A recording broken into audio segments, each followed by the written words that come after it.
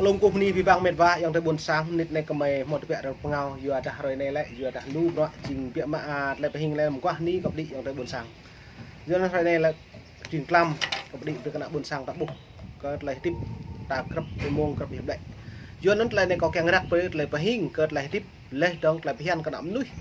giờ cất bền núi là này như tùy tua hàng lại cây cao hàng lại hiền cái nắm núi lại mẹ mong như một lại hiền cất tụi giờ pi bằng ta tiếp là này giờ nó này lại pi bằng ta ban là này mong phun lâu thì bẹ để cất lại hiền mà mong trả tách nhau nên lấy ta thâu như chính cất lại hiền này nó mong xả thun ban tú ba lúc ba giờ nó nhập bể lại hiền để bây giờ bể rồi bộ này bây đặt bộ này rim chó con giờ em đuổi tiếp là nó bể nhập thâu rồi dạ bộ lại hiền này giờ nó như lệ này có đắc là doan cái nạm buồn sang ta buộc lại thầu nhiên có hàng lầy tiếp cái nạm nước là này giờ rim char rim đi như không một lệ phiền rất lệ phiền này doan pè lại hiền pháp nạm buồn sang để gà mong nhà đá lại lệ phiền giờ nó như lệ bằng này cái pi bằng bình tụ hàng lệ phiền máu ba luôn chú nông giờ nước lần char hàng tụ hàng tụ doa một lệ phiền này giờ nó như lệ Hội đồng Nhân quyền Liên Hợp Quốc đừng nhầm lẫn với Ủy ban Nhân quyền Liên Hợp Quốc. Hội đồng Nhân quyền Liên Hợp Quốc tiếng Anh Human Rights tổ chức tại Washington DC. Ai thực hiện các bộ luật? Một tổ chức thực chính phủ liên bang thuộc Đại hội Liên Hợp Quốc có sự mạnh thúc đẩy vào bảo vệ nhân quyền trên thế giới. Hội đồng gồm 47 quốc gia thành viên Liên Hợp Quốc. Các thành viên được Đại hội Hội đồng Liên Hợp Quốc bầu vào với tư cách đại diện nhóm quốc gia theo phân vùng địa lý tại Liên Hợp Quốc. Mỗi liên hệ kinh nghiệm kỳ và thành viên kéo dài 3 năm. Giờ nó pi bằng lần trả của Việt Nam đấy. Ta thao máu nhiệt độ bằng đằng tưới như mút bằng tập pol hàng là group cái nắm nước máu lao thun nó về là buồn sang tại bút mà lao thun nó cấp nộp này nhiều mút Hội đồng Bảo an Liên Hợp Quốc nhiều chỗ nó lại đang kèng như thực thi cái bộ luật của nhân quyền do nó xăm cái nộp na cộng sản Việt Nam cái nhiều màu tụ ở do cặp lại phiền đây nhiều mạng lại phiền đấy nhiều lợi dụng nhân quyền mà nhiều prai cái nào buồn sang ta y thâu còn về lúa lấy mệt vãi trong cái buồn sáng lại phiền nó lại nhiều mạng nhiều lệ nhân quyền là mới giữ lương nhân quyền cả dễ nhân quyền tới nhủ nhân quyền cất nhân quyền tới nhô lại nhiều kèng mạng lần lê đóng lại đau kẹo tôi nhiều dọa nhiều phủ bộ máu thực hiện các bộ luật quốc tế lê nó như mạng nhân quyền hiến pháp của nhiều phủ đấy chứ quyền của nhiều phủ nghĩa vụ của nhiều phủ lê đóng như lẽ bây giờ nhân quyền phương Tây quyền của nhiều phủ tôi loài kịp cái bù truy nhiều dọa quyền của nhiều phủ lại nhiều dọa những bạn nhiều dọa như là mạng nhân quyền nhờ áp đặt cái đặt cái nhiều mà như lợi quyền thì nhau lại bờ truy bộ màu po hay can thiệp truyền lên bộ của nhau bởi vậy nhân quyền cái nhốt này xăm rạ này tốt 2002 năm ngày 23 tháng 7 vừa qua cứ ta lấy nhụ bon krưng hàng lấy móng thốn năm 1946 mong nục Hồ Chí Minh ta cái đi cập cái nhiều ngạn này xăm pak 47 quốc gia để xăm xét cập cái nhiều ngạn rồi ta lấy cái cặp lấy viên nấm nuôi này giờ nó mang non lẹ máu lại GDP đá như giáo pi bằng cái nông dân nuôi đất nước Việt Nam đi lần cha cao bây giờ cũng cấm nuôi mong ta nhà đi cha đã như tụ tình tông quát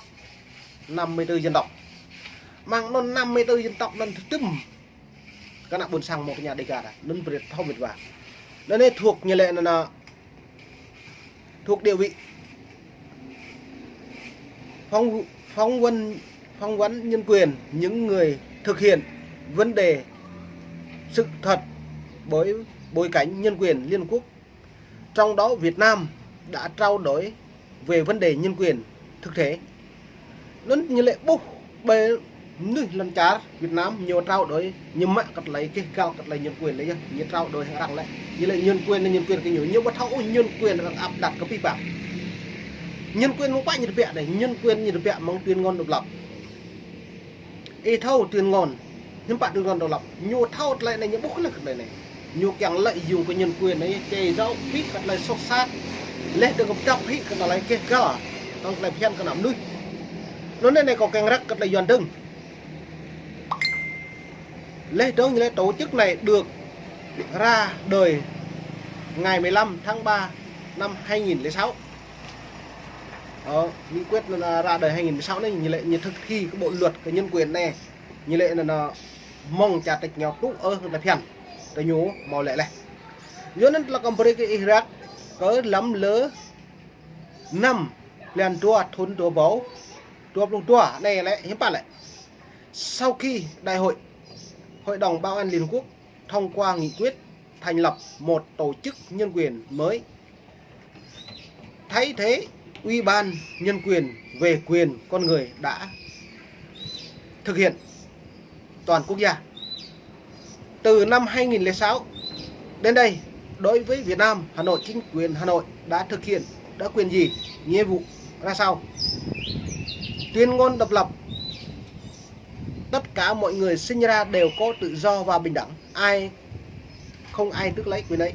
Sampai pi bằng nhô thực hiện mà 2016 này, 2006 này, trong thời đại này Pak, đã buồn sáng một nhà đi gạt à. Mang luôn là 54 dân tộc, như lệ nạ buồn sáng một lại ngay. Bộ màu phân biệt trung tộc, bộ màu chia rẽ đồn kết ố như lệ. Sam bằng luôn là chính thức bị nhô chia rẽ đồn kết, phân biệt trung tộc. Để đã nhô lệ đoàn kết, bộ màu phân biệt hiếm bạ lại chia rẽ tại những bộ hàm bộ lại. Đó, mạ mong 2001, trúc 2003, 2004. Bộ mình như thế mà lại phiền các đạo buồn sáng ta. Nhiều màu rèm không? Nhiều bộ keng pre ta thêm một là ta pro này đúng nhiều pre bị an ninh nhớ rèm pre an công an như rèm cất như rèm chứ mình như rèm như keng bắt thâu các đạo buồn sang là mổ nhiều rèm nó lại như keng lợi dùng như mặt lại trái mặt lại đế mặt lại na như keng đàn áp các đạo cổ đuôi giờ nó mệt vả tiệm mại chính phủ như cái chấp nhận như keng xóa bỏ pi phong tục tập quán mong nhà đi gà à giờ nên hạn này lại pi bằng hạn này lại lắm ngày 28 tháng 6 vừa qua ở đằng màu neo bạn đi và sẽ đi gì tùy tất có lấy hiền có của nhiều ngạn nó như vậy này nghị quyết này được sự ủng hộ của hầu hết các thành viên Liên Hợp Quốc cho người thượng được tự do và bình đẳng theo luật hiệp ước Liên Hợp Quốc do nên trở lại này đã bố hạt rẽ ta nhố rằng quan ta nhô ai nhà ta lại này nhiều rung rằng như hình này của mình nôn hắn này ép cơ hội ép mẹ của những bạn như càng nhẹm nịch bồ đá như càng bất lực cái gì phải các bạn buồn sang một nhà đêm cả đã